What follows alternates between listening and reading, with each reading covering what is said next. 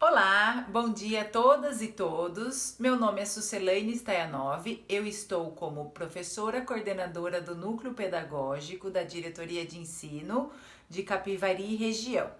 Faço parte da equipe de Ciências Humanas com os componentes curriculares de Sociologia e Filosofia. A nossa equipe também está a Flávia Piai com o componente curricular de História, o Carlos Greg com o componente curricular de Geografia. Hoje temos a honra de trazer para o nosso momento formativo o professor Joel Paviotti, dos componentes curriculares de Sociologia e Filosofia. O Joel foi nosso colega de trabalho até pouco tempo atrás, né? Agora está no MAPEI. Ele vai trazer para nós, nesse momento, como está funcionando o ensino à distância, suas peculiaridades, o que é essa educação à distância, alguns artigos científicos, pedagógicos a respeito da educação à distância e mais, nos mostrar 2 aplicativos, um de como gravar podcast, o outro como fazer a edição de vídeos. Temos o prazer de apresentar nosso colega Joel Paviotti. Seja muito bem-vindo, Joel. Passo a palavra.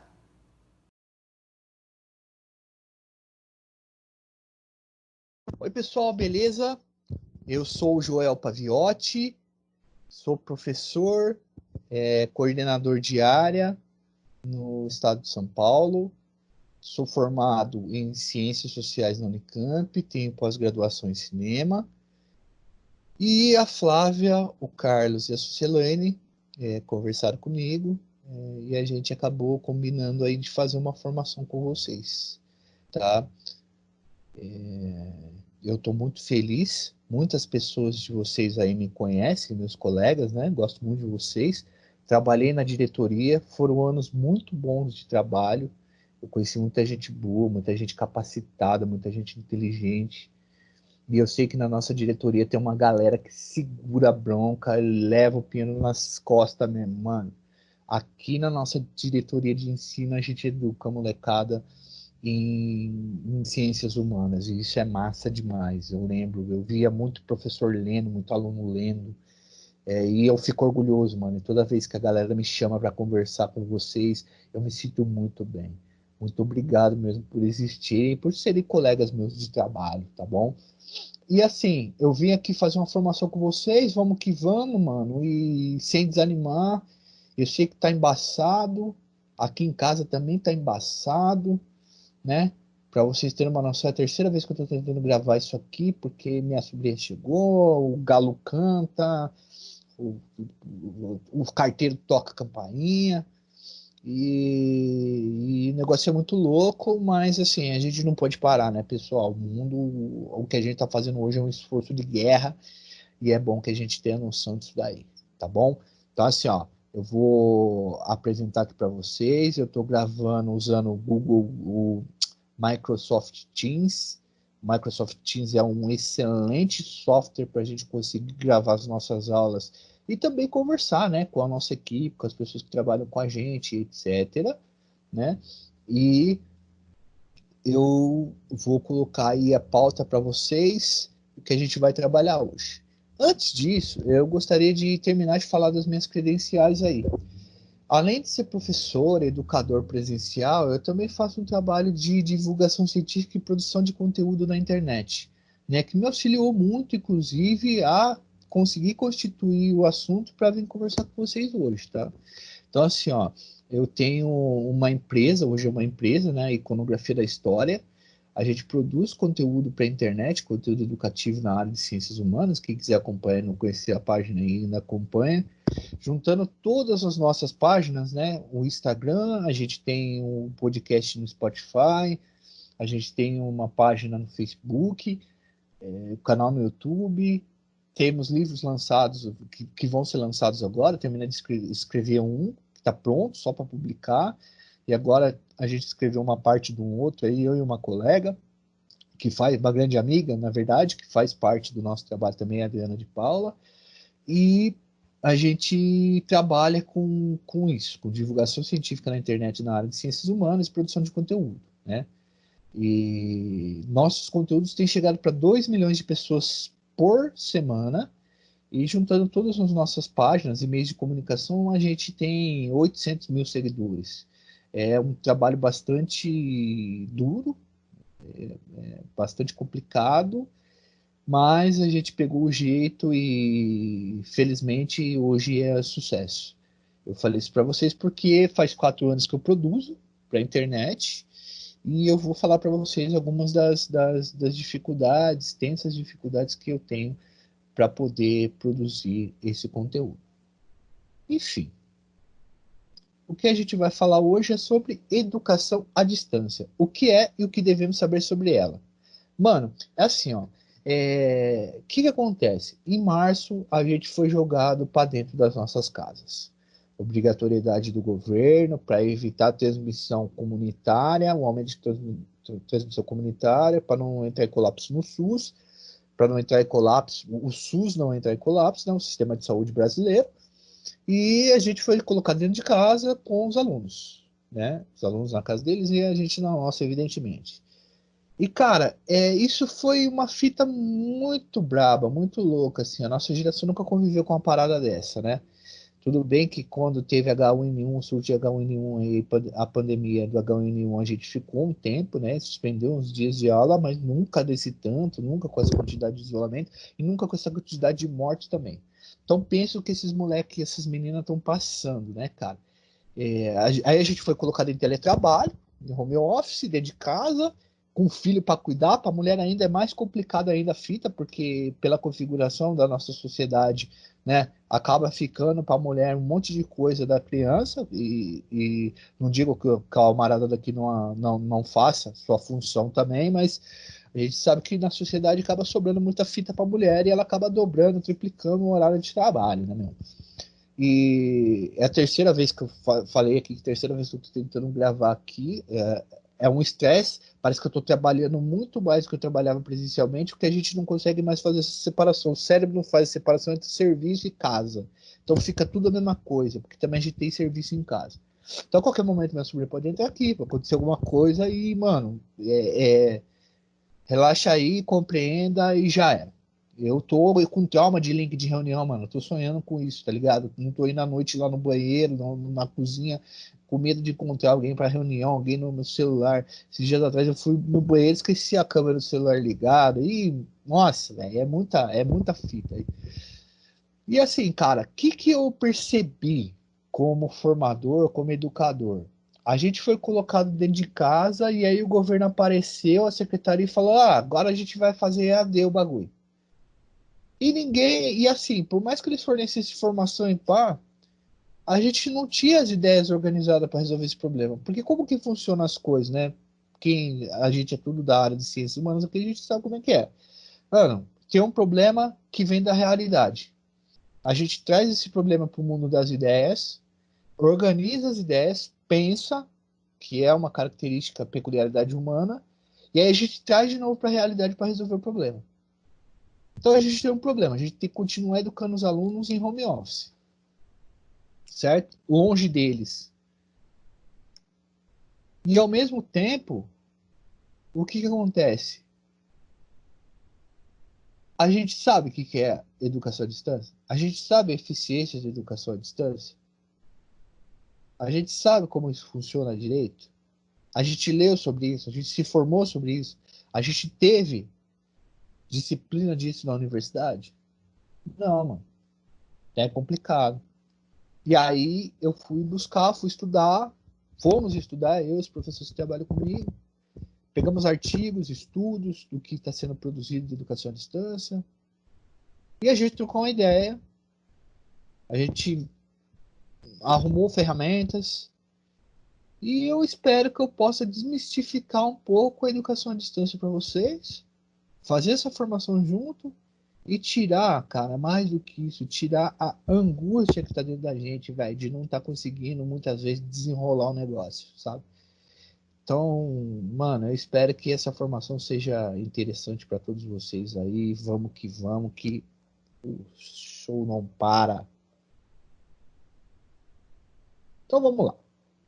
Eu começo nossa explicação aqui, nosso trabalho, mostrando para vocês como é uma sala de aula. Como a gente é de ciências humanas, e qualquer outra área deveria fazer isso, mas a gente tem uma preocupação maior porque sabe que o contexto, o processo histórico de como algo é construído, fala muito sobre isso, explica muito sobre isso. Eu trouxe aqui um pouco do contexto histórico e fazer uma análise sociológica e histórica da arquitetura das nossas escolas, né, da nossa sala de aula, que é o meio mais eficiente que a gente arrumou até hoje de educar.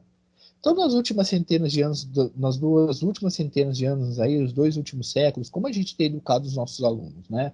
A gente tem educado os nossos alunos através de uma instituição de controle chamada escola. Vocês podem revisitar o clássico do Foucault, estou usando ele aqui, o Vigiar e Punir. O Foucault diz que a escola é uma instituição de controle. Ela controla os corpos para poder educá-los. E esse controle é feito de uma forma presencial, com o uso de hierarquia e de disciplina. Então, a disciplina é uma das questões, né? É uma das formas mais importantes que a escola tem de conseguir educar os seus alunos, né? Educar os seus educandos. E a gente faz isso como? Existe uma sala de aula panótica, né? Que significa dá para você ver tudo, quem está na frente vê tudo. Os alunos usam uniforme, eles sentam de forma geométrica organizada, numa fileira. Rapidamente, quando você entra numa sala de aula, você consegue identificar a autoridade da sala de aula, que é o professor, e esses alunos eles estão ali sob controle. Claro que muitas vezes a gente perde o controle, tá, mas eles estão sob controle, a maioria das escolas. O aluno bagunça, ele começa a não aprender, você chama o diretor, você marca o nome dele no livro, você bota ele na cadeirinha feia, você diz que você usa o mecanismo de controle que é o visto. O visto, por exemplo, é um mecanismo de controle para saber se o aluno está fazendo ou não está fazendo. Então a gente usa vários mecanismos de controle dentro de uma sala de aula. Horário de entrar, horário de sair, sinal, uma série de coisas, né? Uma série de burocracias que fazem com que a gente tenha controle sobre o corpo dos nossos alunos, individualmente, e o corpo coletivo, certo? Cara, na educação EAD, dando um spoiler, isso some, isso desaparece. Então, durante muitos anos, a gente configurou a educação para ser de uma forma, e agora, em março, lógico que é um processo que já existe, essa migração, esse ensino híbrido de você tentar mesclar tecnologia à distância e tal, mas a gente foi jogado em março para essa educação. E eu sei da angústia que vocês ficam, porque eu fico também, porque eficiência vem na hora que a gente consegue educar. E não conseguir educar aumenta o número de reuniões, tamanho da angústia, tamanho da ansiedade, pai atormentando, pressão, barato é louco. É louco mesmo. Tem as ideias. Eu tô sofrendo e eu tô vendo. E eu acho que vocês estão sofrendo também, mano. Vamos junto. Você não tá sofrendo sozinho, irmão. Tá junto com você e a gente vai tentar trazer aí soluções pra tua vida, pra tirar um pouco desse bagulho da sua mente, entendeu? De pressão. Vamos lá? Tá todo mundo sofrendo? Vamos tentar desmistificar isso daqui. Dentro de uma sala de aula, de uma configuração de uma sala de aula presencial, né? Vamos desconstruir a sala de aula presencial, a educação presencial, para depois a gente falar de EAD. Dentro de uma sala presencial, como é, a grosso modo, como o aluno aprende, como que a cognição dele funciona. Existe o professor que sabe e prepara e projeta aquilo que vai ensinar, e aquilo é levado ao aluno. Mas o aluno não é uma caixa que ele recebe tudo aquilo que o professor quer. Ele tem um conhecimento de antemão, uma noção do que é aquilo na realidade, e aquilo chega nele. O aluno bate aquilo, ele mistura aquilo com o que ele já tem de antemão e vai construindo aquela ideia. Esse ato do professor ensinar o que sabe e o aluno aprender a partir do que já sabia, mais misturado, né, fazendo esse diálogo com o que o professor está passando, é feita através da didática. Essa transposição, esse trabalho. E a didática, ela é a ferramenta que o professor tem, a ferramenta que o aluno se apodera, e aí ele aprende. É isso. Eu vou falar sobre segregação socioespacial, sobre conurbação. O professor vai ensinar sobre isso, ele chega para o aluno e fala, sabe quando você está andando de Montemor para Campinas, ou de Rafar para Capivari, ou de Indaiatuba para Salto? Eu não sei, pessoal, se Indaiatuba para Salto é conurbada, porque eu só fui para Indaiatuba, eu voltei, eu não estava numa situação muito boa assim para lembrar disso daí, mas vamos supor que seja. Você não vê mudança de ambiente, você nem consegue reconhecer direito o que é uma cidade e o que é outra. Tem que estar escrito isso. Isso é conurbação. O aluno vai pensar em Capivari e Rafar, fazer essa lição, e aí o professor vai conseguir inserir os conceitos de geografia nele através dessa didática. E aí o aluno vai aprender. Aí ele vai olhar Rafar, a fronteira entre Rafar e Capivari, Montemor e Hortolândia, e vai falar, é conurbado. É conurbação. É um processo da geografia. E a gente faz essa transformação através da didática. Esse aprendizagem através da didática. E a didática, ela não é necessariamente presencial, mas ela funciona muito bem presencialmente. Ela é a principal ferramenta que a gente tem presencialmente. Tá? Então, essa é a configuração. E como que o aluno aprende no EAD? Aí que é a questão que a gente para e tenta raciocinar, porque é isso que está causando a angústia da gente. Imagina, dentro de uma sala de aula você consegue controlar os seus alunos, e já é difícil. Agora imagina um moleque, um monte de aba aberta, o Google lá, se ele googar nada, mas ele mexendo para ver um monte de coisa, fofoca, que aconteceu na vida dos BBBs, o WhatsApp, o irmão pequeno gritando, as redes sociais, no YouTube, vídeo do MC não sei o que, MC Pernalonga, falta de vontade de ler, aquele monte de atividade chegando. Às vezes o moleque nem tem o computador, nem tem o celular do moleque é velho. Pô, estou fazendo esse vídeo aqui para vocês com um notebook emprestado da minha irmã, porque meu notebook não tava fazendo o vídeo direito, tava travando, né? Então assim, existem muitas nuances que impede que a gente controle o corpo dos nossos alunos, controle os nossos alunos para conseguir aprender. Galera, quando eu estou falando controle, eu não estou falando de uma forma negativa, não, mano. Falando que controle e disciplina é algo que é fundamental para a educação do século XX, né? Do XXI também, né? Porque a gente continua com isso, tá? Não é uma conotação negativa a questão do controle e da disciplina. É necessário, né? A gente sabe disso daí. Até o mais revolucionário dos revolucionários sabe que em processos de transformação é necessário disciplina e controle, seja ele ideológico ou seja ele no corpo, né? Que eu acho que o ideológico, inclusive, controla o corpo. Então vamos lá, pessoal. Aí, o que eu fiz? Eu pensei nisso, né?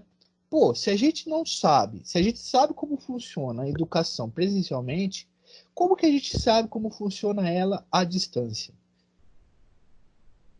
E isso era uma coisa que estava me perturbando muito. Presencialmente eu sei como funciona. Eu tô lá todo dia. Eu tô fazendo toda hora procurando tecnologias, mecanismos, técnicas que possam me levar a ter uma didática melhor, a controlar melhor meus alunos, a controlar o conhecimento deles, a saber como avaliar. A avaliação é uma das formas de controle mais importantes da escola. E o EAD? E a educação à distância? E agora que eu fui jogado dentro de casa? É aluno me procurando no WhatsApp 2 horas da manhã. Eu tomando uma cerveja, aluno mandando para mim áudio de 6 minutos, só palestra. Mãe me ligando 9 horas da manhã, dizendo que não sabia que o filho estava estudando em AD.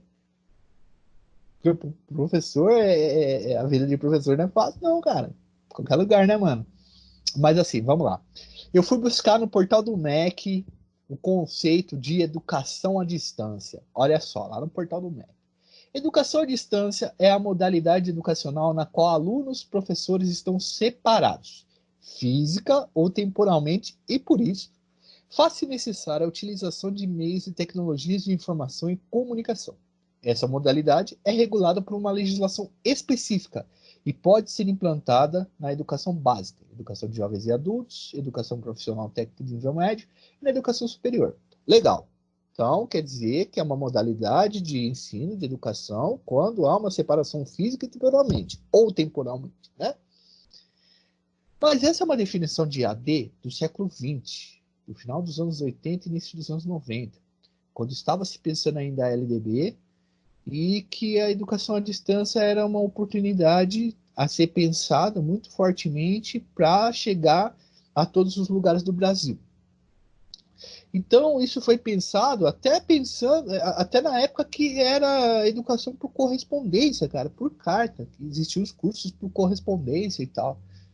E então o portal do MEC não atualizou. E eu fiquei pensando assim, quando eu fui procurar, falei, cara, tudo bem, mas eu acho muito raso você falar isso daí, porque todo o processo da educação está indo para dentro do computador, né? Porque a gente não vai estar com o aluno presencialmente para poder fazer essa complementação.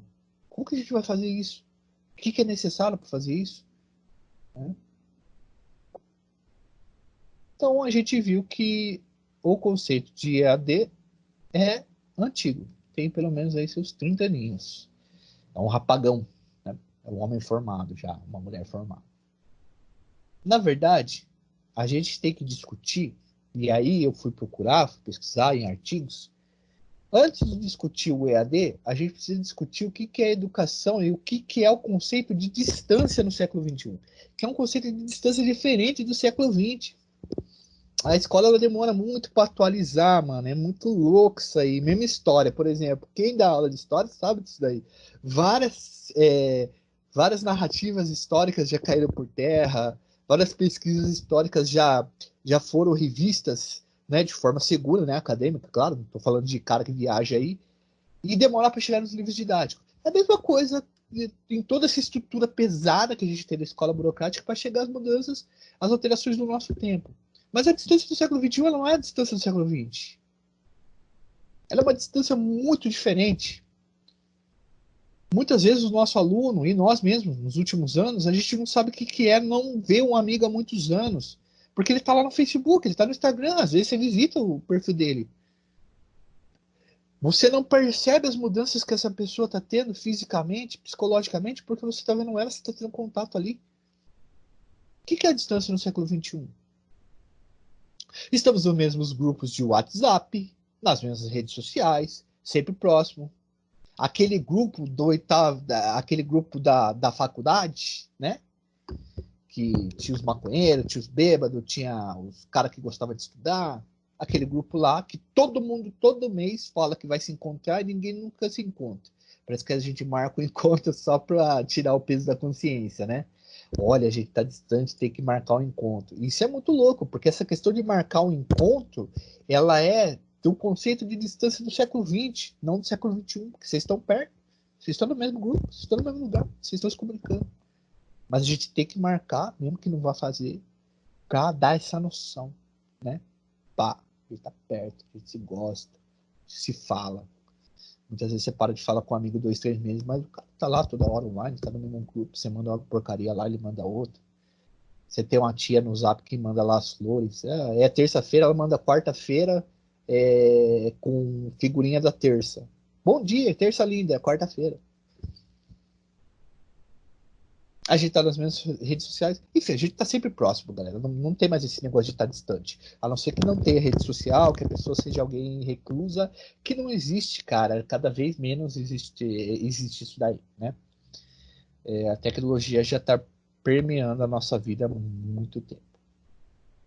Tendo em vista esse conceito de distância do século XXI, que é uma distância de corpos, mas não é uma distância de formação, de mente, de proximidade afetiva, o que a gente tem que pensar?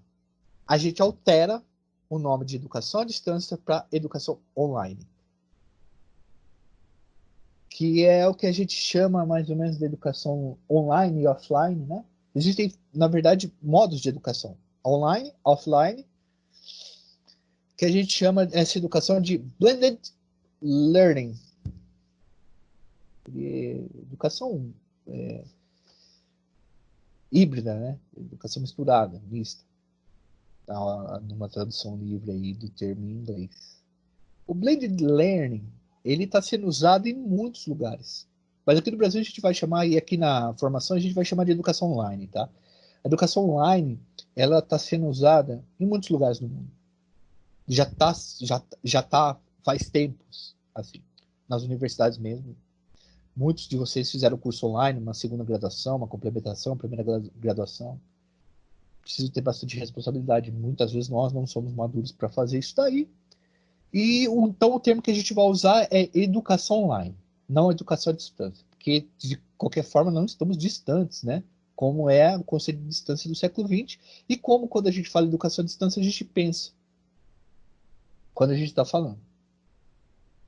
Então, o termo correto seria educação online. Pessoal, e aí, em cima desse pensamento de educação online, entendeu?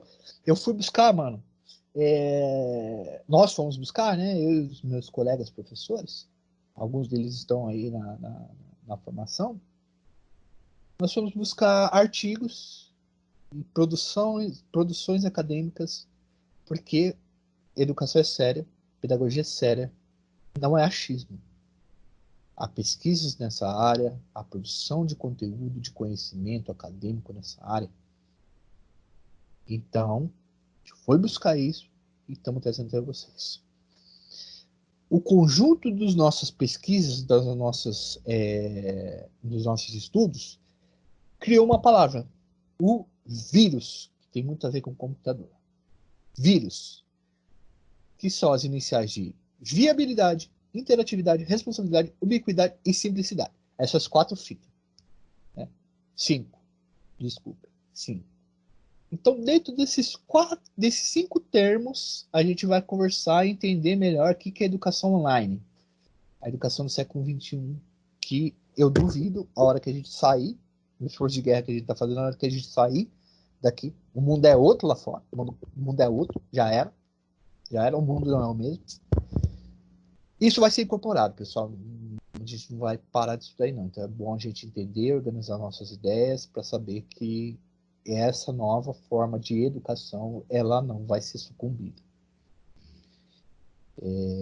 Há muitos anos o Brasil tenta fazer esse trabalho de tornar uma educação híbrida.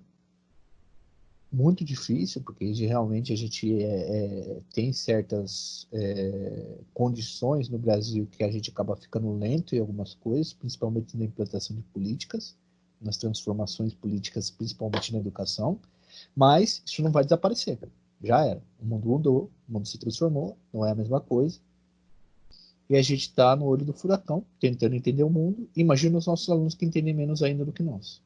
Estão, né, em média, aí, tentando entender melhor o mundo na idade deles. Então, viabilidade, interatividade, responsabilidade, ubiquidade e simplicidade. São 5 termos que a gente vai usar para debater sobre eles. E é em cima desses termos que a gente vai pegar a chave para entender o que é educação online.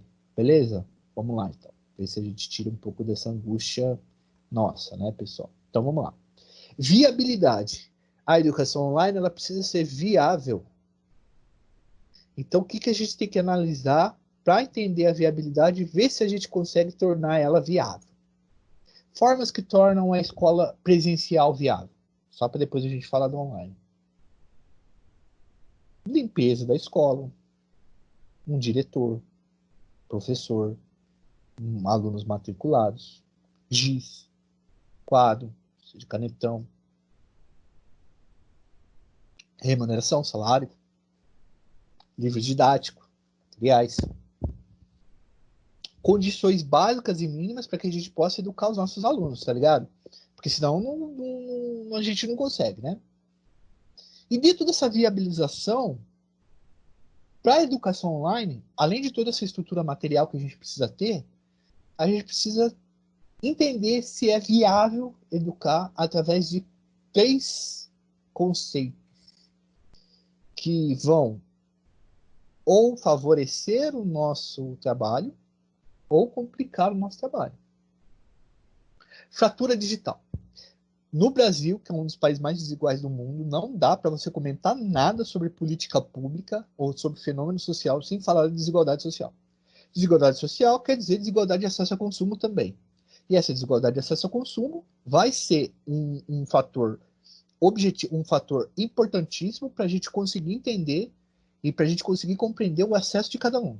Vai ser definitivo para cada aluno, para definir o acesso de cada aluno à tecnologia. Então a gente tem uma fratura digital. A gente tem muito aluno que, por incrível que pareça, não tem celular. Muito aluno que não tem acesso à internet.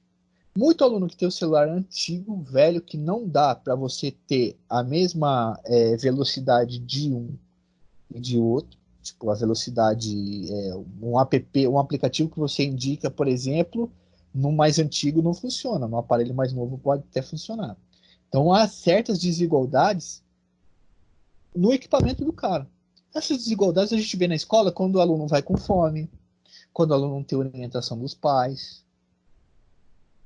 Existe essa dificuldade no presencial da escola também. Mas é que a gente não tem o controle para tentar resolver. Porque há uma fratura digital no Brasil que é complicadíssima. Então a gente tem aluno que precisa do celular emprestado. Pô, tem um aluno meu aqui, mano, que eu fiquei até em choque, assim, ele disse que só pode entrar para fazer os exercícios 4 horas da tarde, que é a hora que o vizinho dele chega em casa do serviço e liga o Wi-Fi para ele poder usar ali. É triste isso aí, né, mano? Mas enfim, a fratura digital é algo que a gente tem que pensar. Então, toda vez que a gente fizer uma atividade ou pensar nisso, a gente precisa pensar na fratura digital, pessoal. E as empresas pensam nisso, o Google pensa nisso, a Microsoft pensa nisso. Letramento digital. Hoje não existe só uma forma de alfabetização, a alfabetização de saber ler e escrever. Existem várias formas de alfabetização e várias formas de analfabetismo. O letramento digital é uma delas. Por exemplo, eu vejo os alunos no centro de mídias falando besteira, xingando. Tanto que agora eu acho que eles até limitaram o comentário dos alunos porque o negócio estava uma bagunça. Eu fui fazer uma live com um aluno esses dias atrás aí, o aluno estava no banheiro lavando um chinelo. Aí eu falei, ô cidadão, volta lá para a sala, vamos conversar e tal, os alunos falando besteira, modos de agir, né? Conduta. É falta de letramento digital. Eu vi um vídeo de um cara aí, de um vereador, que chamava. Pô, não lembro o nome do cara, um vereador, acho que em Bragança Paulista, o cara cheirou uma calcinha na frente da câmera. Eu já fui no banheiro, esqueci a câmera ligada, né? Acontece. Eu vi aí esses dias atrás aí uma audiência de segunda instância que o desembargador apareceu sem camiseta tomando a ceva. Então, assim, acontece, cara, acontece. Mas é necessário um letramento digital, a gente entender, isso é matéria de tecnologia, né? Disciplina de tecnologia, está dentro dessa área. A gente entender que existe toda uma alfabetização digital. O aluno ele tem que entender todas aquelas ferramentas. Dentro da sala de aula, o que seria esse letramento?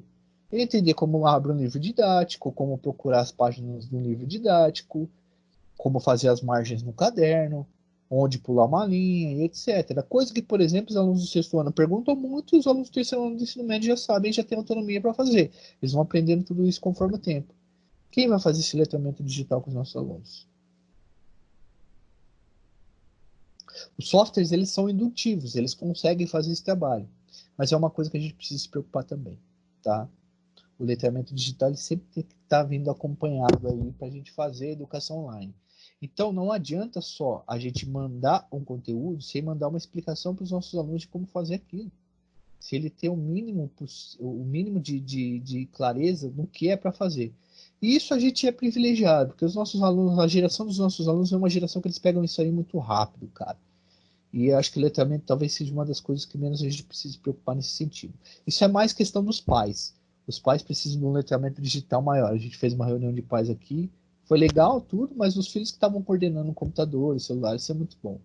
Condições físicas para aprendizagem. Essa é uma questão que também está dentro da questão da desigualdade social. Cara, aqui em casa já é difícil, cara, eu ter um espaço aqui para conseguir tô morando com a minha mãe, é difícil um espaço para mim conseguir ficar tranquilo para fazer meu trampo e tal. Imagina um aluno que às vezes a mãe tem que sair para trabalhar, larga o filho menor com o moleque, com a menina, tem que limpar a casa, tem que fazer isso e aquilo. O pai não entende o horário que o aluno tem que estudar. Dentro da escola o aluno está produzindo o tempo todo, mas dentro da casa o pai não quer que tenha uma rotina, é difícil ter uma rotina, o aluno não quer acordar cedo, né? São coisas que a gente tem que pensar também. Infelizmente, isso a gente não tem controle. Mas, cara, como que eu vou mandar 20 questões, 3 atividades por semana, se eu sei que boa parte dos meus alunos tem nem condição física para poder aprender um lugar? Há que se pensar isso junto com a gestão, com a direção, a gente precisa conhecer. Então, a viabilidade vem da gente prestar atenção na fatura digital, nas condições de letramento digital e nas condições físicas para a aprendizagem. Tô lançando ideia, pessoal. Também não sei das coisas, não vou trazer nenhuma solução aqui. A gente tá trocando uma ideia, mano. E tá vendo como é que viabiliza isso daí, entendeu? A interatividade. Vou ver agora o I. Interatividade. O que é interatividade? É a comunicação, a interação entre quem está mandando a mensagem e quem está recebendo. E receber a mensagem também é mandar uma mensagem. Né? Porque olha, como eu estou recebendo essa mensagem. Quando nós estamos usando meios tecnológicos para fazer essa comunicação, a gente está tendo uma interatividade com a máquina, uma ergonomia, e a gente está tendo uma interação com pessoas. E a partir desse momento, quando a minha ideia, a minha pensamento, a minha cabeça está colocada à disposição de criar um material online dentro da tecnologia da informação, eu passo a fazer parte da máquina também. Claro que eu não sou a máquina, mas eu passo a fazer parte. Então a gente tem o hardware, que é a parte física do computador, do celular, que é responsável por fazer aquilo funcionar. A gente tem o software, que é a parte lógica desse processo, que seria uma espécie de quadro, livro didático, sala de aula ali, configuração. O software, ele já faz o trabalho de transmissão. O professor, ele não é transmissor. O professor é o estrategista do conhecimento. Faz o negócio acontecer. O software faz essa transmissão. As ferramentas do software fazem essa transmissão. Quando estou falando de software, estou falando Windows, né, Google, etc. E a gente vira o peopleware. E o peopleware é o mais complicado. Muitas iniciativas de educação online se limitam à mera disponibilização de conteúdos nos mesmos moldes da sala de aula tradicional. Isto é, escolas e universidades ainda não superaram o paradigma da transmissão. O software já faz essa transmissão. Se você quiser, você joga no Google lá, tem no Mundo da Educação a aula. Não adianta você mandar para o aluno essa fita, entendeu? E eu sei que é complicado, mano. A gente tá pensando em estratégia, a gente é pensador. É essas ideias que vêm na cabeça. Porque eu também tô falando isso, pô, mandei para vários alunos meus a fita que o cara poderia ter encontrado no Mundo da Educação. O texto do Mundo da Educação e as questões do Mundo da Educação. Pô, o aluno tira uma frase daquilo lá, jogou no Google, já era. O letramento digital para fazer cópia, galera, é o que eles aprendem primeiro. Mais fácil, né? E aí, como é que a gente vai fazer essa... Como é que a gente vai ser o peopleware? Como é que a gente vai colaborar com o software e o hardware para que chegue isso daí nos nossos alunos? É interessante, né? Comunicação, interatividade e tal. A gente vai dar umas dicas depois em relação a isso. O que é interatividade na internet? A distância.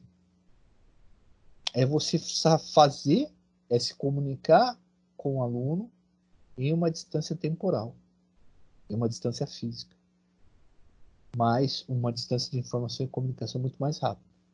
As ferramentas que a gente vai usar são feitas para comunicação. A comunicação é fácil de se entender, é fácil de acontecer. O difícil é você fazer uma comunicação efetiva para que ela eduque. Então, nós fazemos parte desse processo, nós somos peopleware.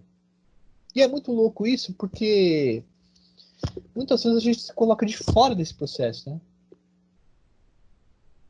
Eu estou usando o WhatsApp para ensinar os meus alunos, eu estou usando o notebook, mas eu não penso na minha capacidade, na minha eficiência de fazer esse trabalho, né? Nas atualizações que eu posso ter, que eu posso fazer comigo mesmo. você fala, pô, esse software está atrasado, esse hardware está atrasado, tem que atualizar, tem que comprar um novo. E o Peopleware? Está desatualizado ou não? É uma, é uma questão a se falar. Corresponsabilidade, pessoal. Corresponsabilidade. Não há como fazer nada em educação online sozinho. A gente tem que caminhar junto com a gestão.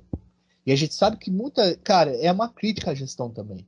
A gente sabe que se a gente deixar só a gestão, o pensamento é só que a gente está fazendo coisa errada ou não está fazendo coisa certa. Muitas vezes. A gestão precisa ter um equilíbrio junto com o pedagógico. Porque o mais importante da escola não é a gestão, me desculpem, diretores, são os professores.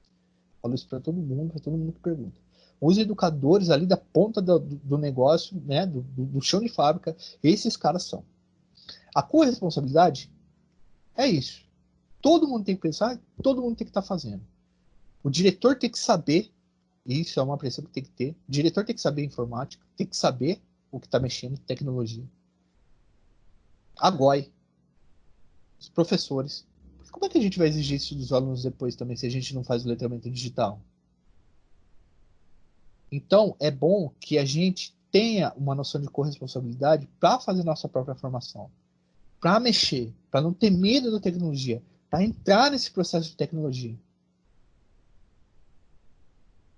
Ensinar com meios tecnológicos.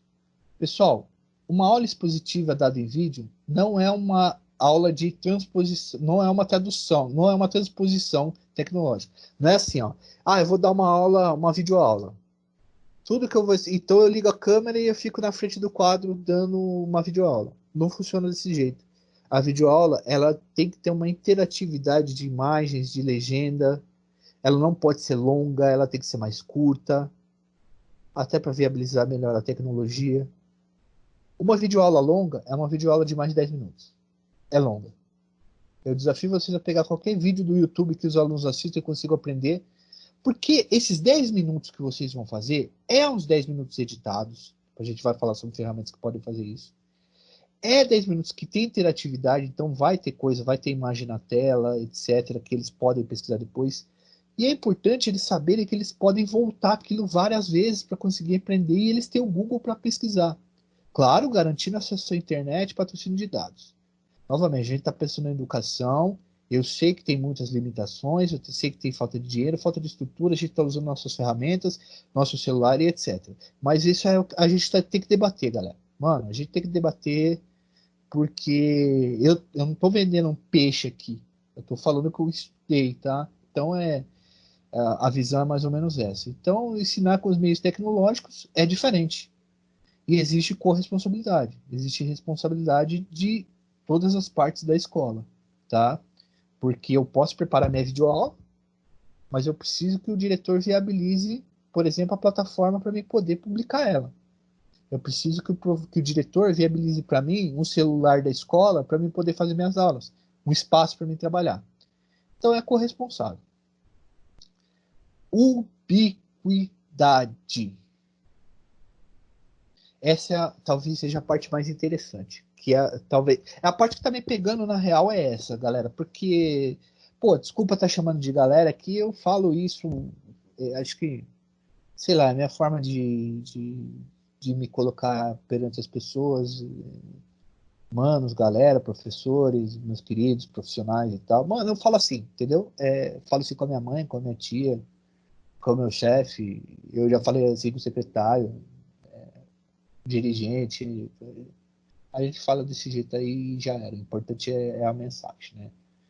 Pessoal, o que é ubiquidade? Vocês vão sacar isso daí. A ubiquidade significa a.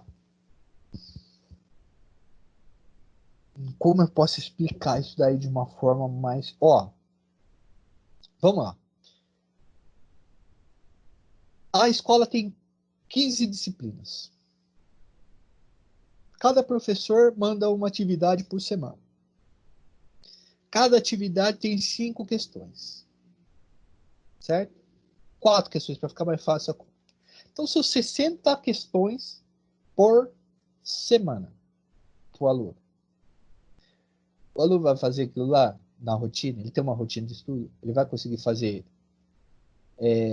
sei lá, 5 por dia, 6 por dia, 10 por dia. 12 por dia, para dar 60 no final de semana e ficar tranquilo? Ele vai conseguir fazer isso?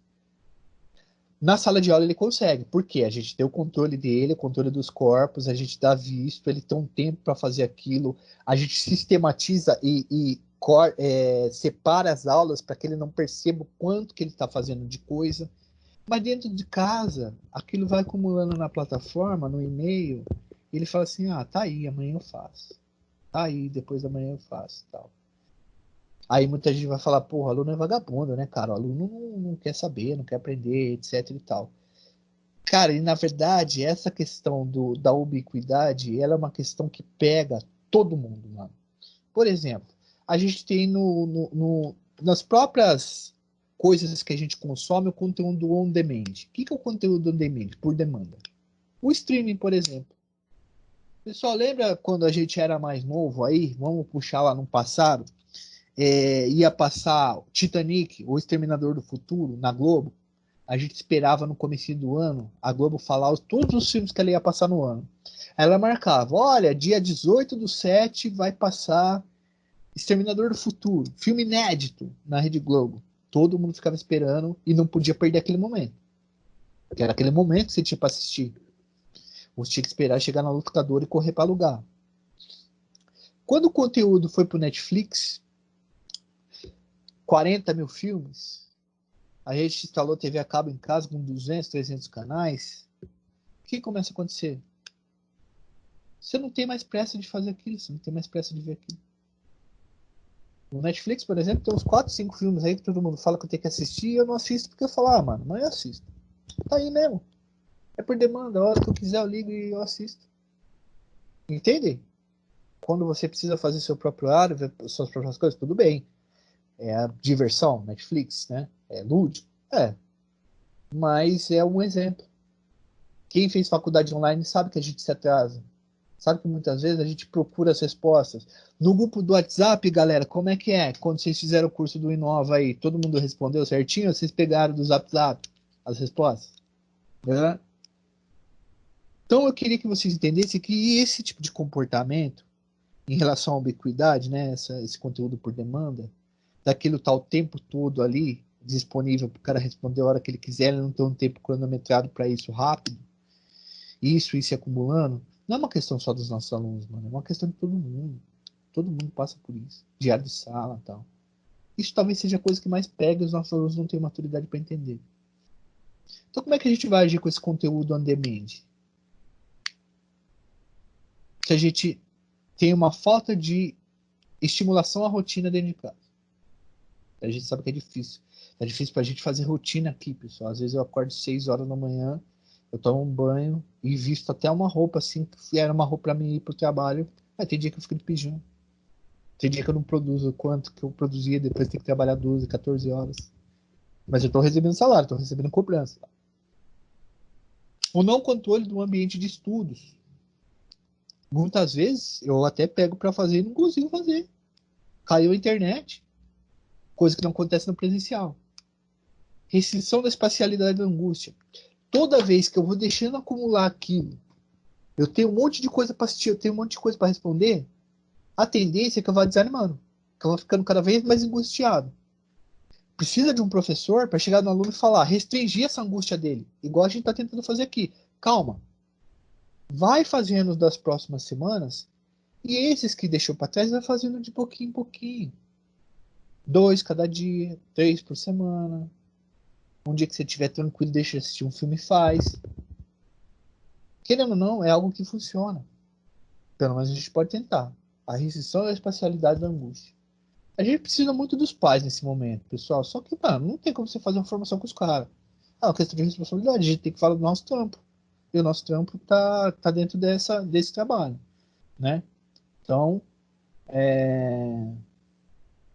a ubiquidade por demanda, ela causa angústia, ela pode se acumular e ela depende de rotina. Isso atrapalha muito. Eu estou falando que são coisas que a gente tem que pensar para poder entender melhor o que se passa, tá? Bom, agora a gente vai falar de simplicidade. Eu até conversei com o Carlos, não, ele perguntou o que seria simplicidade. Cara, Quando a gente estava dentro da sala de aula nas escolas, na sala dos professores, o que, que a gente fala? Ah, falta tecnologia, mano. Se tivesse um data show em cada sala, se tivesse acesso à tecnologia mesmo, as coisas saíam, mano. As coisas eram feitas. Aí a gente, passamos anos falando isso. Aí a gente sai, é jogado dentro da casa. A gente tem que descobrir tecnologias, implantar tecnologias e pá. E o que, que a gente fala? Ah, mas esse negócio de tecnologia não vai funcionar, não. Pô, aí você me ajuda a te ajudar, né, tio? Porque é complicado. Simplicidade tecnológica. A tecnologia pro público, e as empresas de software pensam nisso, para os leigos, é uma tecnologia descomplexa, com pouca complexidade. E há aplicativos, há buscas de software que descomplicam a nossa vida. Só que a gente não pode partir já do princípio que o negócio é complexo. Porque senão a gente não aprende, a gente não vai atrás. Mas ou menos quando você começa a jogar videogame, você acha aquele complexo, não vou saber apertar todos os botões e tal, faz assim para ver se o controle, se o cara se o personagem do videogame vai para frente. Mas com o tempo a gente vai se acostumando e vai achando aquilo fácil. E a gente não pode deixar que isso seja um obstáculo para que a gente não desenvolva o nosso trampo da forma mais simples possível. Muitas vezes não precisa de muita frescura, não, cara, de muita coisa complexa. É uma coisa rapidinha, é 2 minutos. O cara consegue aprender, ele consegue fazer. É melhor do que 1 hora falando. Eu vou falar um pouco melhor sobre essa questão da simplicidade aí, a hora que eu apontar algumas ferramentas para a gente poder trabalhar no educação online, não à distância. Compartilhamento. Tudo que a gente fizer na escola, de novo, de tecnológico, que der certo, precisa ser compartilhado. A gente precisa conversar com os nossos alunos, porque a gente está passando pelo processo junto com eles. Então, aprender com eles, aprender a ensinar eles, ser ensinado por eles. O que fica melhor para vocês? Que ferramenta fica melhor para você para a gente poder trabalhar? Por onde você pode mandar o trabalho para mim? Ó, você tem celular, você tem computador, você pode tirar uma foto, tem como tirar uma foto, me enviar uma foto. É necessário essa flexibilidade, esse compartilhamento de conhecimento. A gente está fazendo aqui agora, pelo meio tecnológico. Veja, eu sou o Peopleware, eu preciso do hardware emprestado da minha irmã, do software que é o Microsoft Teams, e a gente fez um trabalho aqui de fazer com vocês essas pequenas coisas. Vocês pegaram a palavra vírus, a gente conseguiu elencar em cada uma das letras dessa palavra um conceito para a gente entender educação online, e acredito que vocês estejam entendendo. Essa simplicidade, só usar a tecnologia de uma forma simples, concreta. Né? Não estou falando que ficou boa a formação, isso aí vai vir de vocês depois, tá? Eu também não estou aqui para oferecer soluções, mas para a gente fazer um estudo e tirar um pouco dessa angústia. Então eu vou indicar, por exemplo, o podcast. O podcast é uma ferramenta, é um arquivo de áudio simples. O aluno ele vai poder usar com os dados móveis, porque 10 minutos de um podcast gasta 3, 4 megas. 10 minutos de vídeo gasta 300 megas. Então, enquanto o aluno consegue ver 100 podcasts, ouvir 100 podcasts, ele consegue ver um vídeo.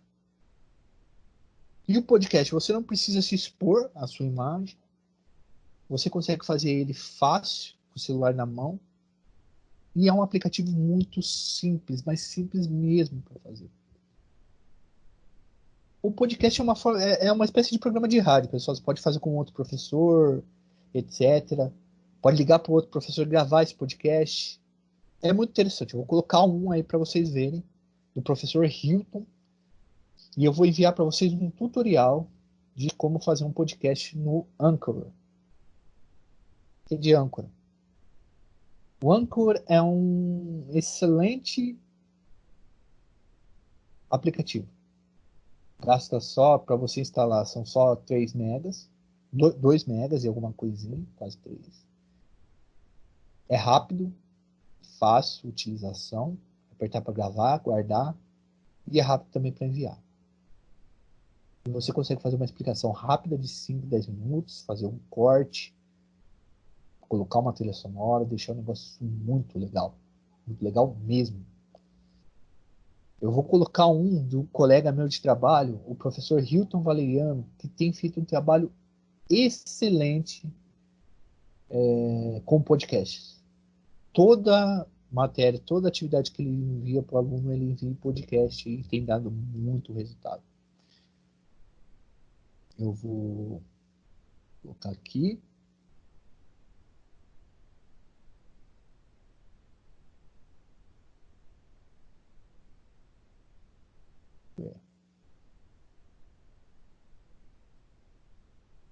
Eu vou compartilhar o áudio do sistema e vou colocar para vocês aqui. Olha, caso não esteja funcionando, depois eu faço uma montagem lá no meu software de edição e mostro para vocês. Mas, basicamente, esse é o podcast do professor Hilton. Vamos ver se vai rodar aqui. Para mim, a frente é um redemoinho sinistro. Quando se está em águas calmas, ainda longe de seu centro, já se lhe sente a força de aspiração que nos arrasta, lenta e implacavelmente, sem encontrar muita resistência. Mas a terra e o ar fornecem-nos forças defensivas, principalmente a terra. Para nenhum homem a terra é tão importante quanto para um soldado. Quando ele se comprime contra ela demoradamente, com violência, quando nela enterra profundamente o rosto e os membros, na angústia mortal do fogo, ela é seu único amigo, seu irmão, sua mãe. Nela ele abafa seu pavor, e grita no seu silêncio e na sua segurança. Ela o acolhe e o libera para mais 10 segundos de corrida de vida, e volta a abrigá-lo, às vezes para sempre.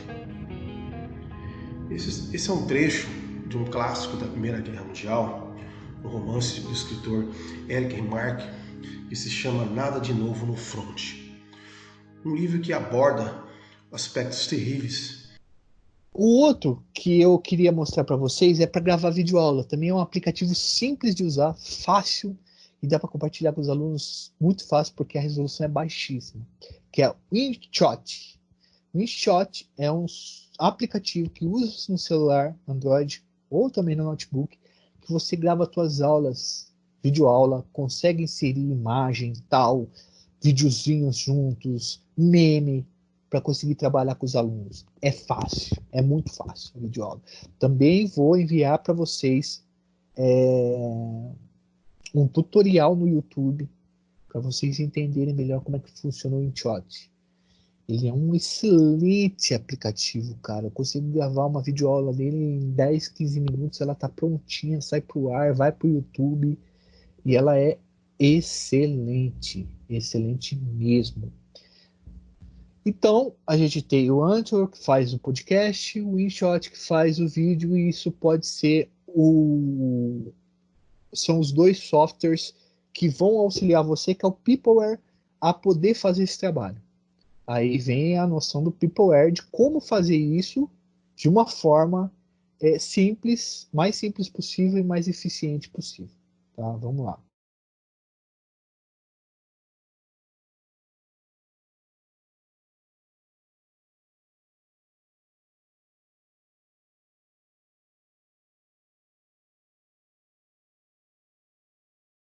Precisar de um smartphone para gravar o áudio, um microfone de lapela, que é esse aqui que eu estou usando da Boya, que é um microfone de lapela, é esse aqui, que tem uma qualidade muito boa, né? Inclusive é o microfone que eu uso para fazer os meus vlogs, porque ele tem aqui, ó, um fio extenso, então me dá uma certa liberdade na hora dos vlogs. E tem também uma versão desse aqui, que aqui tem 2 microfones, então para quem quer fazer um podcast com algum convidado, você pode estar usando esse microfone, que é bem bacana. Agora eu vou mostrar para vocês qual o aplicativo que eu estou usando no momento para fazer os meus podcasts. A forma que iremos utilizar é a Aiko, que é essa daqui, que está disponível tanto para Android como para iOS também. A Aiko, que foi adquirida pelo Spotify em 2019.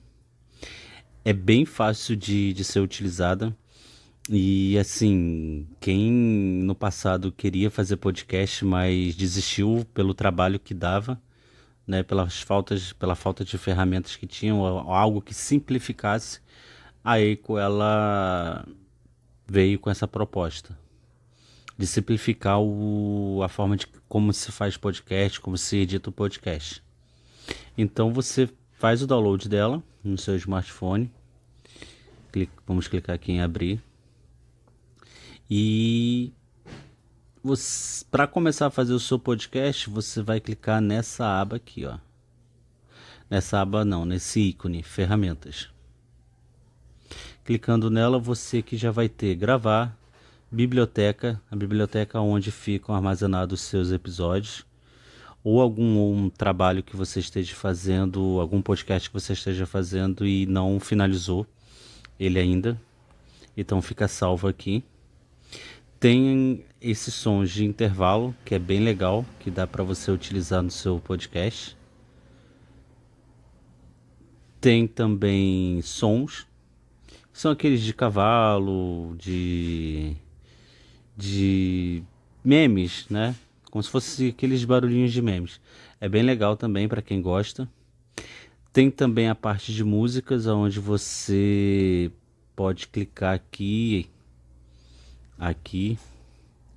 e adicionar uma música. Vai ficar, acho que se não me engano, 30 segundos a música, mas quando a Anchor distribui para as outras plataformas de podcast, a música não fica, a música não vai. Eles fazem tipo uma edição, né? Eles tiram, mas dentro da Anchor, quem estiver escutando o podcast vai escutar a música também. Então você clica aqui e vai colocar um exemplo, Marília Mendonça. Aí, caso você queira iniciar o seu podcast com uma música, é só clicar aqui nesse negocinho aqui de mais, esse botão de mais, que já vai lá pro seu episódio. Adicionar, aí ele mostra essa mensagem aqui, adicionar a música ao seu episódio. Você vai clicar, ok, sim. Para saber onde está o seu episódio que você está produzindo, é só você ir na setinha de voltar do seu smartphone, que automaticamente vai abrir o episódio que você está produzindo no momento. Você vai clicar aqui, ó. Ele já aparece aqui. Ah, André, mas eu não quero começar com meu podcast com uma música. Eu só não vou tocar a música depois na pré-visualização, porque esse vídeo vai para o YouTube. Então, caso você não queira colocar a música, ou se arrependeu de colocar essa música, você vem aqui nessas 3 setinhas aqui, esses 3 pontinhos, vai clicar nele e vai excluir do episódio, que ele já vai sair automaticamente. Para começar a gravar a sua voz, você vai clicar aqui em ferramentas e vai clicar na parte de gravar. Gravar.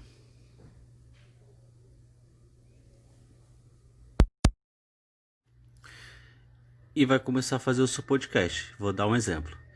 Olá pessoal, aqui quem fala é o André Noa do Diário de um Tosador. Seja bem-vindo à versão de podcast do Diário de um Tosador. É só um exemplo bem rapidinho, só mesmo para a gente ver depois na pré-visualização como vai ficar.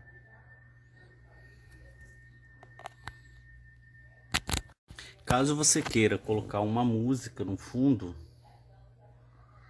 da sua voz, é só clicar nessa parte aqui, adicionar música de fundo, que ele já vai te dar opções de um monte de musiquinha que você queira colocar. Eu já salvei aqui na aba de favoritos. Caso você gostou da música e queira sempre estar adicionando ela em seus podcasts, a música de fundo, é só clicar nesses 3 pontinhos aqui e colocar em favoritos, adicionar os favoritos, porque ela já vai vir para essa parte aqui de favoritos. Então, para adicionar a música de fundo ao seu episódio, é só você clicar aqui nessa partezinha aqui de mais, nesse botãozinho de mais. Ele já está aqui adicionando a música ao fundo. Vai clicar depois em salvar, que é aqui, e adicionar a gravação ao episódio, que ela já vai estar ali, tá processando. E aí você vai fazendo o seu podcast. Aí você já fez o seu script, o seu roteiro e vai adicionando os episódios. Vai clicar novamente em gravar. Quero agradecer a todos que escutaram o meu podcast. Se gostou, compartilhe, se inscreva. E é isso aí, pessoal. Até o próximo. É só um exemplo, tá, gente? Tô finalizando o vídeo, não. Aí você faz o mesmo processo de edição. Vai adicionar sua música ao fundo, de fundo. Vai clicar aqui em mais. Vai salvar e adicionar ao episódio. Vai clicar na setinha voltar do seu smartphone e ele vai estar aqui processando o seu podcast.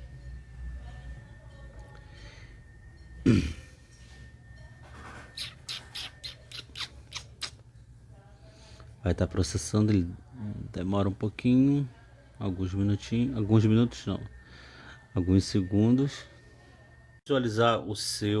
Pré-visualizar o seu podcast, é só você clicar aqui nessa partezinha aqui, pré-visualizar, que você vai escutar o seu podcast e ver como é que ele está ficando e vai poder editar, continuar fazendo sua edição do seu áudio.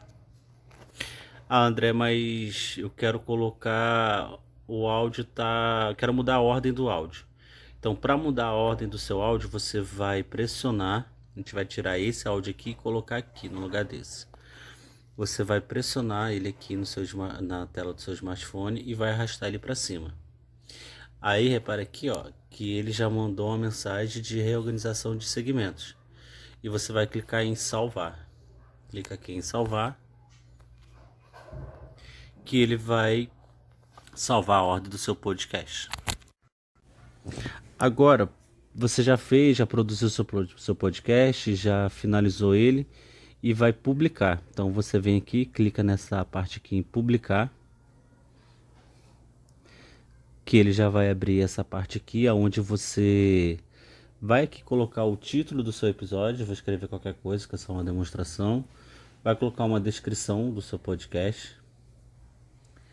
Caso você queira, você pode, se você está fazendo uma série de episódios, você pode colocar aqui episódio, temporada, o número da temporada, o número do episódio, tipo do episódio completo.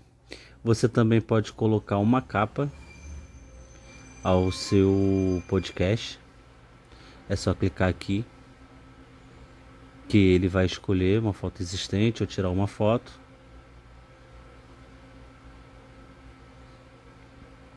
Vai editar.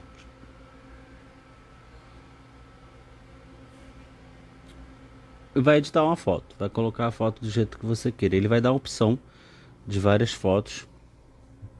Aí você escolhe, bota texto, faz da forma que você achar melhor para o seu podcast.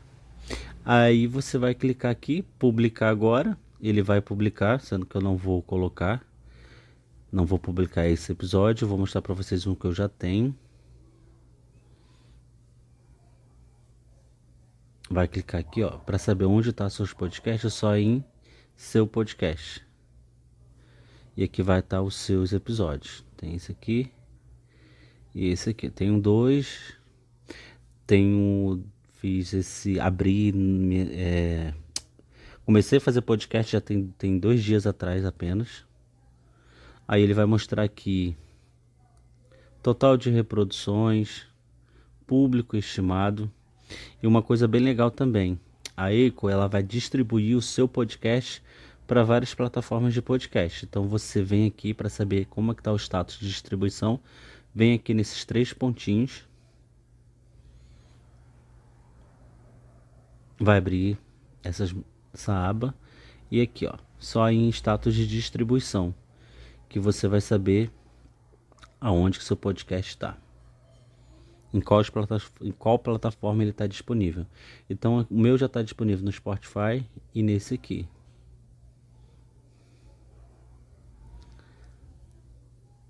Tem 2 dias que eu estou usando o Anchor. Estou gostando muito.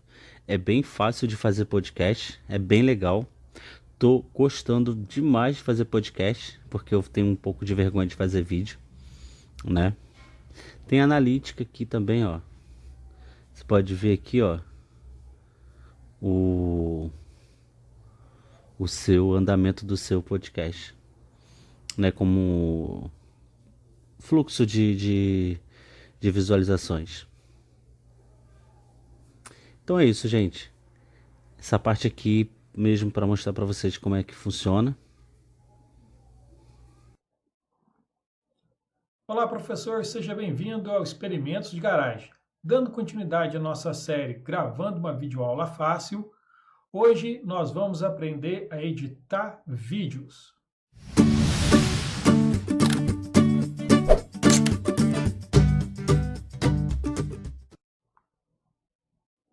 Para editar, nós vamos usar o aplicativo InShot. Está disponível na Play Store e também disponível para os amantes da maçã.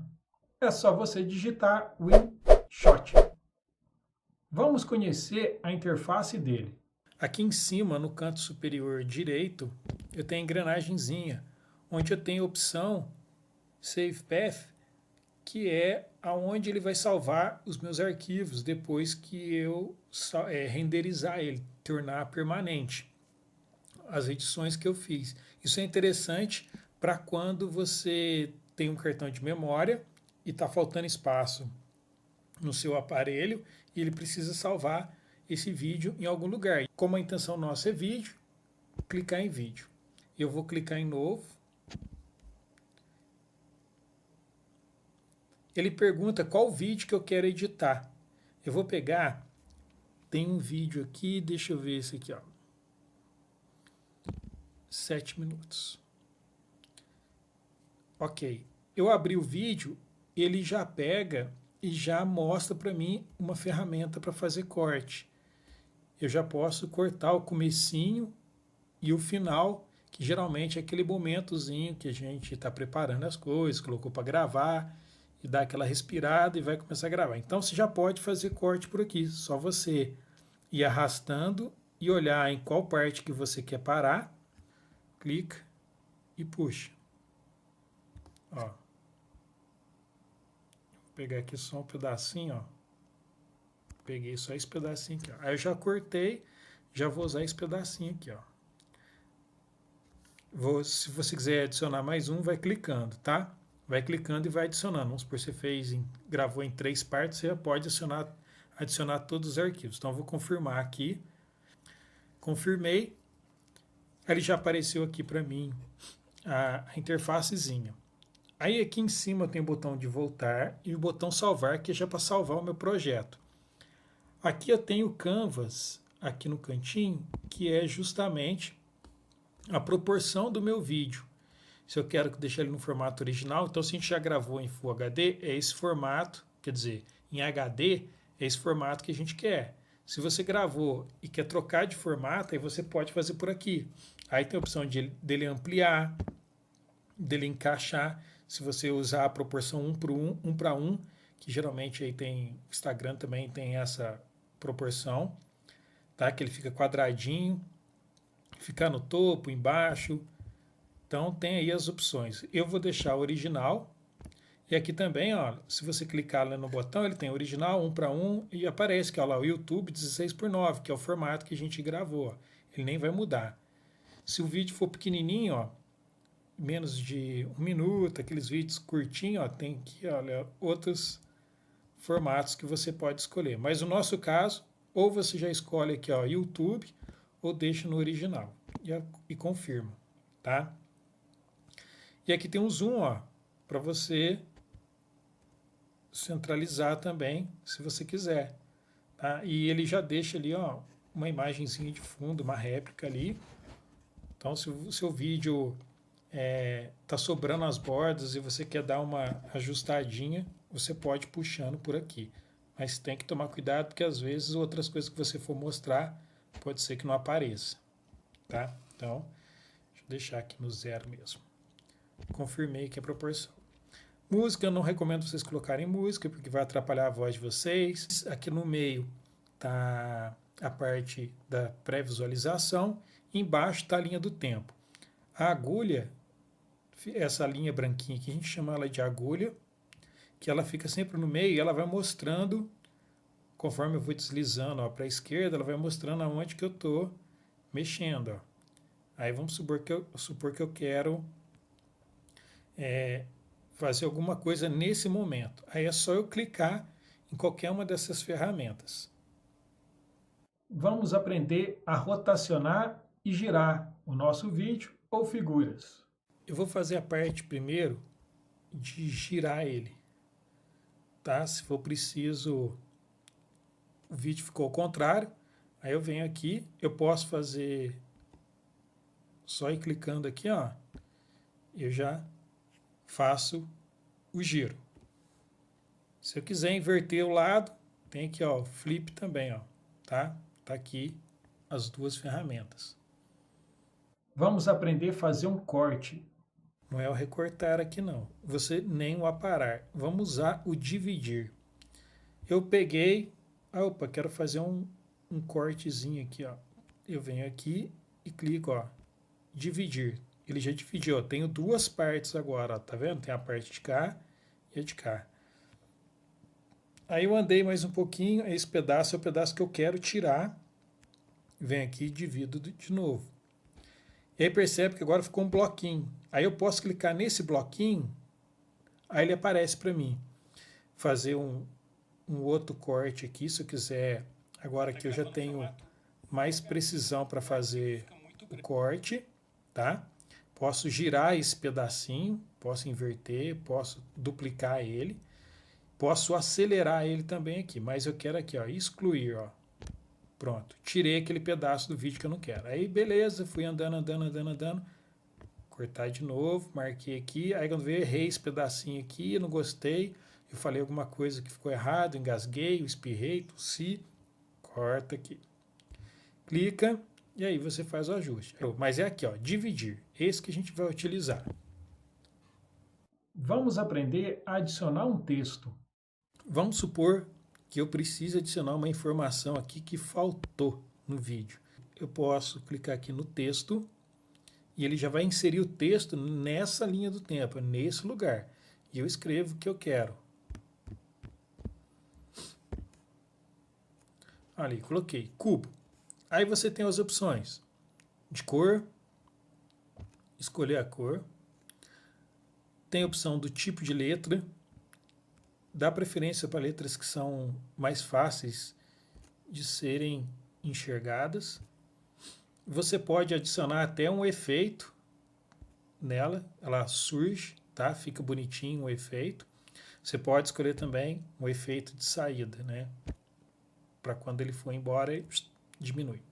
E feito isso, você aperta aqui na setinha para confirmar. Antes de confirmar, eu vou arrastar ela, tá vendo que tem aqui, ó? Aperto ela, seguro e coloco, posiciono ela. Se eu quiser aumentar ela, eu posso puxar aqui pelo lado, ó. E ainda posso girar ainda, ó. Posso girar, aperto, seguro, ó. Dá para girar, ó. Coloquei aqui. Confirma, pronto. A partir desse momento ele já vai exibir, ó, o meu cubo. Se eu quiser aumentar o tamanho de duração dele, é só clicar e arrastar, ó.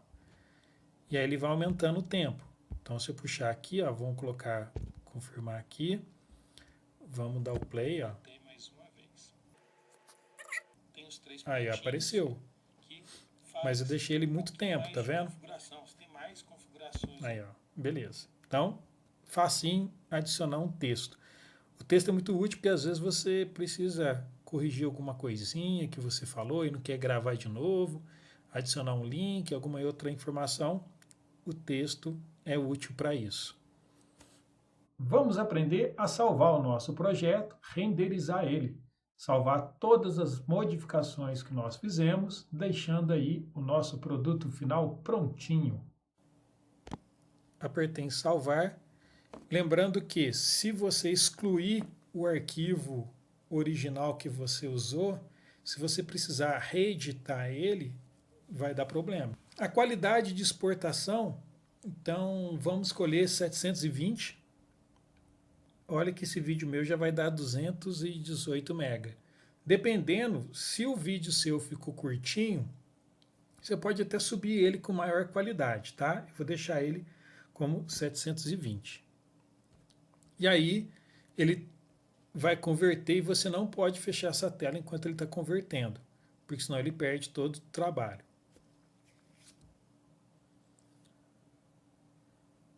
Dica extra, se você não terminou de fazer a edição, você deixa ele lá como rascunho. E quando você clicar em vídeo, vai aparecer lá os últimos arquivos que você estava trabalhando. Chegamos ao fim dessa aula. Se você gostou, deixa aí o seu joinha. Lembre-se de compartilhar com seus colegas professores. Se não é inscrito, inscreva-se no nosso canal. E até o próximo Experimentos de Garagem. Como eu devo me comunicar com os meus alunos? Vamos lá, então. Ó, Joel, você falou desses dois aplicativos, software e tal, mas e aí? O que eu faço para o aluno conseguir entender essas coisas? Isso aí, é experiência, né? A gente vai trocando aí para ver. Mas olha só, sempre que alunos, sempre usar o termo aluno, ou você, na criação do conteúdo. Então, sempre quando você for gravar um podcast, um vídeo, fala você, aluno, que ele sabe que ele faz parte de uma coletividade, mas quando você fala você, aluno, aquilo soa de uma forma diferente. O impacto que vem na cabeça dele, o que ele vai tirar da mente dele, que ele já conhece, é ele, é o individual dele, vai falar, opa, tá falando comigo. O material é individual e pensado para mim. É privado, é personalista. Então, nunca falar alunos, pessoal, galera, que eu falei aqui com vocês o tempo todo errado, né? Mas, de qualquer forma, vocês já estão aqui para conseguir entender a parada. E vocês viram que eu errei, porque eu falei galera o tempo todo, pessoal e etc. Mas tentem fazer com o termo individual. Aluno, substantivo individual, aluno. Você, meu amigo, é com você que eu estou falando. Aluno, presta atenção. Ei, você, filho, ó, presta atenção aqui no que eu estou falando. A Primeira Guerra Mundial começou em 1914 e terminou em 1918, tá? A interação é assim, a comunicação é assim, ela já começa individualizada para você. Isso vai trazer da mente do aluno para é comigo que ele está falando, tio. Quando é alunos, ele pensa, tem mais gente. Igual uma sala de aula. Uma aula particular é diferente de uma aula com 40 alunos. A interação, ela fica cada vez melhor quando se usa algo cômico, lúdico, imagens ilustrativas, trecho de textos. Vocês viram no podcast do professor Hilton aí que ele leu um trecho do livro Nada de Novo no Front, que é um clássico sobre a Primeira Guerra Mundial.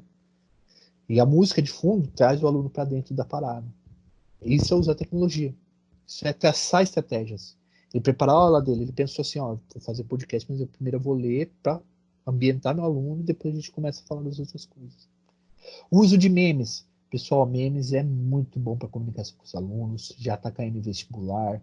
O meme é uma forma tecnológica de comunicação fortíssima, poderosa.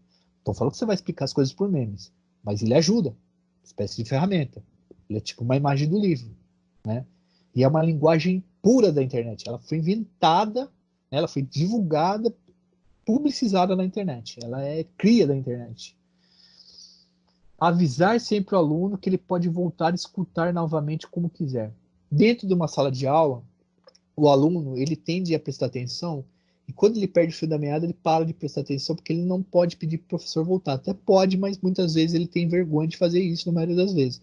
Com o dispositivo ali, ele controlando a reprodução, ele pode voltar quantas vezes ele quiser. E é bom que a gente deixe claro isso para os nossos alunos, né? Deixe eles à vontade e diga, olha, vocês podem voltar quantas vezes vocês quiserem, até vocês entenderem. As palavras que vocês não entenderam, procure no Google. As datas que vocês não entenderam, procure no Google.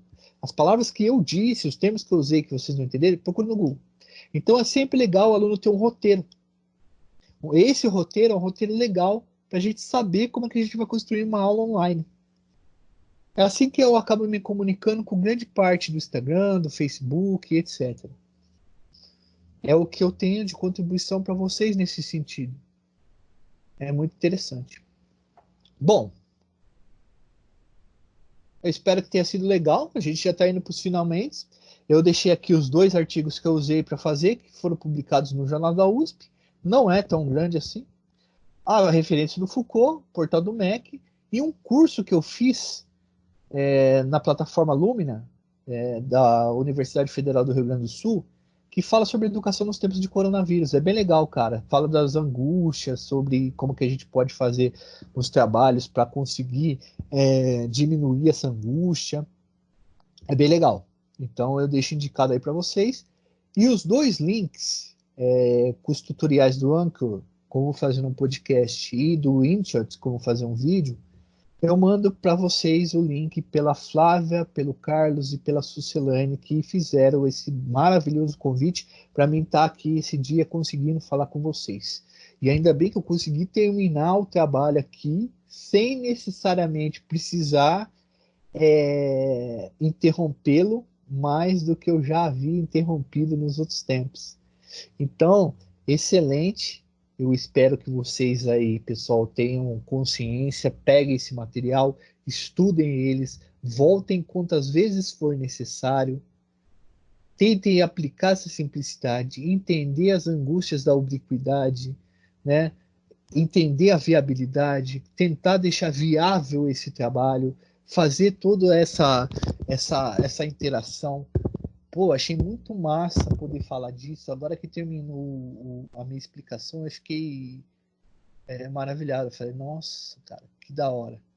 Eu espero que vocês possam ter compreendido aí, ter contribuído com vocês. Foi no amor, né, mano? Eu espero que tenha sido uma reflexão legal. Eu vou estar aqui no chat, já estou participando do chat, vocês vão colocando dúvidas aí. Qualquer coisa, vocês podem entrar em contato comigo para perguntar também. Eu deixo com a Flavinha aí meu contato, vocês podem conversar, a gente tem que ir trocando, compartilhando, isso faz parte do nosso trabalho. E espero que tenha valido a pena. Um abraço a todos, tenham um bom dia, acompanhem nosso trabalho lá na internet e tamo junto, galera. Falou!